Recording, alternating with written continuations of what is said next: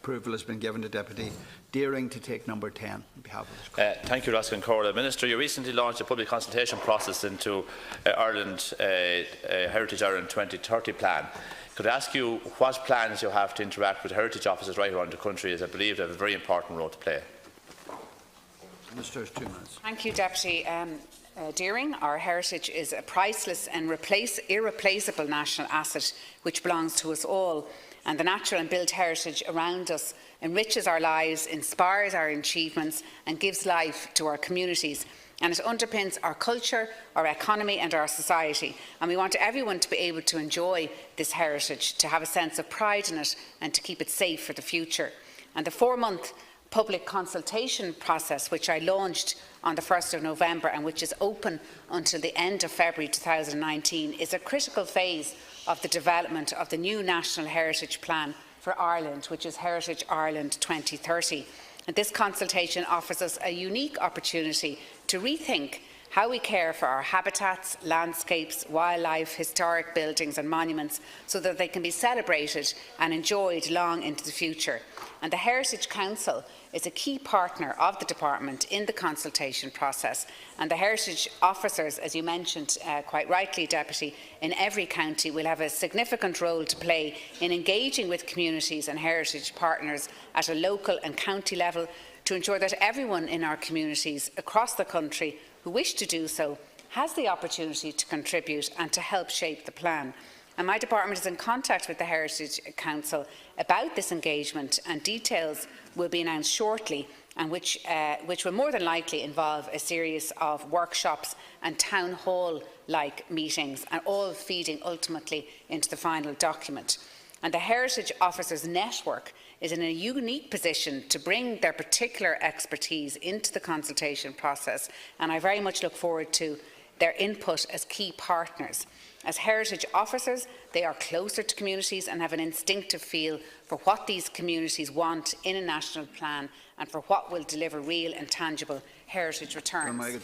First question. Thank you, Minister, for your response. I totally concur with your sentiments regards our heritage and the importance of it. And I also agree with the importance of local community and community involvement, and the heritage officers having a key role to play in that regard.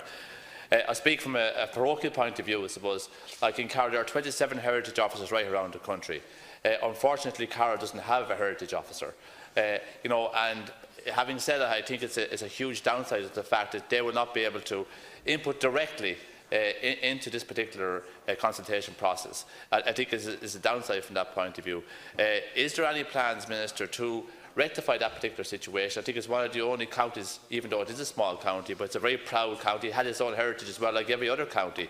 Is there any plans to rectify that situation, whereby I think it's essential that the heritage officer inputs directly? They're the people on the ground that have the expert knowledge of what's happening on the ground, the local connections and so on and so forth. So, Minister, if any plans to rectify that situation, and in the event that that is not going to be rectified, how do you foresee the counties like Carlow, who don't have a heritage officer, having the same input into the whole proposal going forward? Thank you, Deputy. The Heritage Officer Programme is coordinated and funded by the Heritage Council, Deputy, and the Heritage Officers themselves are local authority employees. Our primary channel of communication with the Heritage Officers is through the Heritage Council. And perhaps maybe you may well be disposed, Deputy, to letting them know of the gap there in Carlow of a heritage officer, which I'm sure is badly needed. It may be something they might be interested in addressing. And we've been in close contact with the Heritage Council through the development of the consultation process, and we've been in direct contact with the Heritage Officers Network as well. And there's a meeting that is actually happening tomorrow in relation to the practical arrangements for the consultation. Also in Carlow, there are major monuments down there, such as Carlow Castle, the High Cross at Nerney, the prehistoric Portal Tomb at Browns Hill, the portfolio. There's also 3 that are referred to, all owned by, they span the period from early prehistory, from the 4th millennium BC through the high point of early Christian art in the 9th and 10th centuries, and into the key historical events of the Norman invasion of Ireland. So there's a lot of heritage in Carlow that I think will be worth looking at. Thank you. Deputy Deering.